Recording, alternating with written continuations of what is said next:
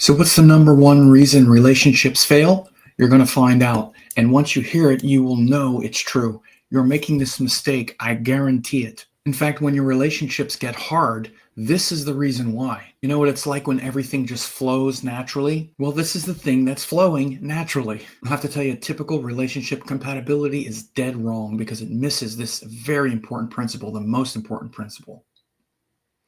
As I said, once you hear it, you will know it's true. And you will know you are making the same mistake. You see, the truth is found in ancient principles of yoga, Indian energetics, and these cosmic principles that are transcendent of our modern age. These timeless principles, especially from India, have been arranging marriages and doing correct compatibility for thousands of years. And what I'm about to share with you is based on that. That's the basis of it. So what is it? Well, one last thing before I tell you is you need to not react. And I say this because I've been teaching these principles for 25 years, and people have very strong opinions and they react very strongly, and it might trigger you because you may think to yourself, oh, it's more complicated than that. That's too simplistic. It's not simplistic. It's simplistic to understand because it's very deep, but it doesn't mean it's a simple concept or that the repercussions are simple. In fact, the repercussions are so all-pervasive that you don't even notice it. Just like you don't notice that you're breathing or that your heart is beating. We think the reason we're alive is something more complicated. It's not. It's that simple. Sometimes things that are so simple go unnoticed, and that's exactly what's happening here. And again, once you hear it, you will know it's true, and you'll never be able to not pay attention to it again. So what is it?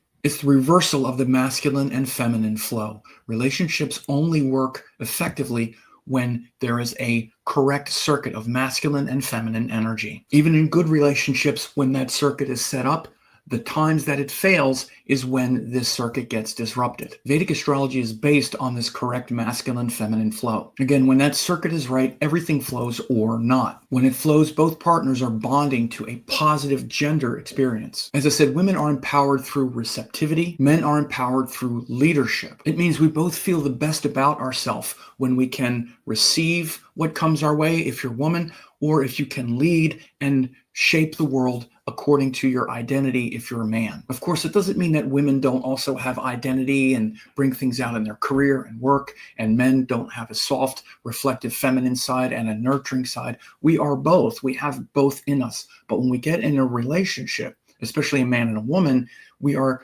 testing our gender identity with the other person. That's where we see the integrity of our masculine if you're a man, or the integrity of our feminine if you're a woman. Relationships are the format through which we come to know ourselves as a gender person. Nothing is going to make a man falter more in his masculine than when he's trying to engage with a female. And nothing's going to challenge the woman more to stay bonded and connected through her feminine than when she gets into a relationship with a man. She's going to naturally be challenged to connect with her feminine and the capacity to be receptive, and he's going to naturally be challenged to stay consistent in that leadership role. But it's a very subtle dance. When it gets messed up, it gets very difficult. For a woman in the leadership role, leading the partner feels like mommying. Now she has to take care of him and manage all of his feelings. It doesn't work, does it? Of course, men being led like that, it feels to him like he's being infantilized or turned into a little baby. Explain yourself to me, young man. You're being a bad little boy. Nothing undermines a man's confidence more than that. In this situation, both feel disrespected and unappreciated. So when I look at couples compatibility, when I do astrology readings, I look to see how this masculine and feminine flow